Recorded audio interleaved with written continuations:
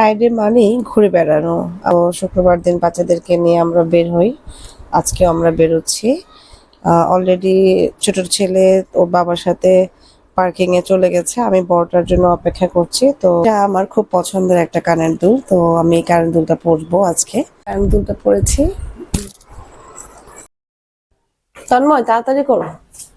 সবসময় এই ছেলেটা লেট করে। এই যে আমার এই ছেলে অলওয়েজ লেট কামার। ছোটটা খুব এক্সপার্ট, তাড়াতাড়ি করে রেডি হয়ে বাবার সাথে বেরিয়ে যায়। আর হচ্ছে এই বড় ছেলেকে নিয়ে আমার সব সময় দেরি করে বের হতে হয় কোথাও বেরোতে গেলে, আর ওর বাবার বকা খেতে হয়। এই যে হয়েছে, চলো চলো, ওকে। এখন বেরিয়ে গেলাম, দরজা বন্ধ করে দিলাম।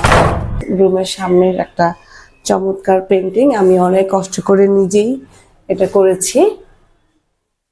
ওকে, তো দেখা হবে, দেখি কোথায় যাওয়া যায়। আজকের বিকেলটা অনেক সুন্দর, আকাশের মেঘ, দারুণ মেঘ।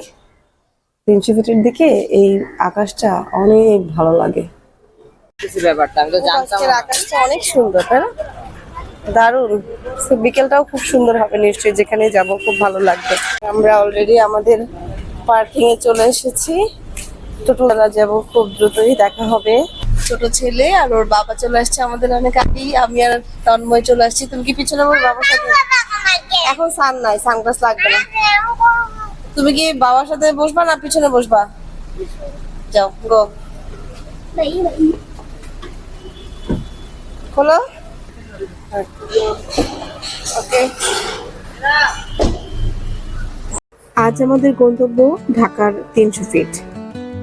শহরের ধুলোমাখা যানজট, কোলাহল আর ক্লান্তিকর রুটিনের মাঝে হঠাৎ যদি প্রশান্তির একটু পরশ পেতে চাই, তাহলে পূর্বাচলের 300 ফিট সড়ক যেন এক নিঃশব্দ মুক্তির ঠিকানা। এখানে নেই শব্দ দূষণ, নেই যানজটের আর্তনাদ, আছে শুধু প্রশস্ত রাস্তা, সবুজের সমারোহ আর এক টুকরো নির্মল প্রকৃতি। পরিবারের সাথে সুন্দর সময় কাটাতে আমরাও প্রায় এই সড়ক ধরে চলে যাই বিভিন্ন স্থানে। আমার বাচ্চারা আজকে খুব ক্লান্ত, দুপুরের পর সাধারণত তারা ঘুমায়, কিন্তু আজ ঘুমাতে পারেনি। আমরা বেরিয়ে পড়েছি, তাই গাড়িতে কিছুক্ষণ সময় ঘুমিয়ে নিচ্ছে।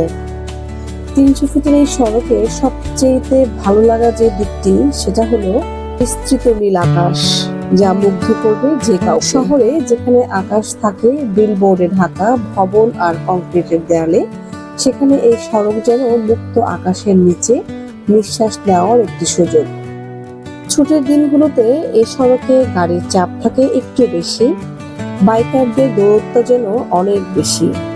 যদিও বাইক রাইডারদের দেখলে আমার ভীষণ ভয় লাগে। তারা প্রচন্ড গতিতে গাড়ি চালিয়ে নির্দিষ্ট গন্তব্যে যাওয়ার চেষ্টা করে, কিন্তু আমার ধারণা শুক্রবার মানেই ওদের বাইক রাইডিং এর একটা প্রতিযোগিতা। আমরা পৌঁছে গেলাম বালু নদীর তীরে। গাড়ি পার্কিং করেই আমাদের একটু হালকা নাস্তা খেতে মন চাইলো। এখানে ছোলা বাটারা, চিড়া ভাজা, চিড়া মাখানো এবং হচ্ছে একটা মজাদার পেঁয়াজও পাওয়া যায়।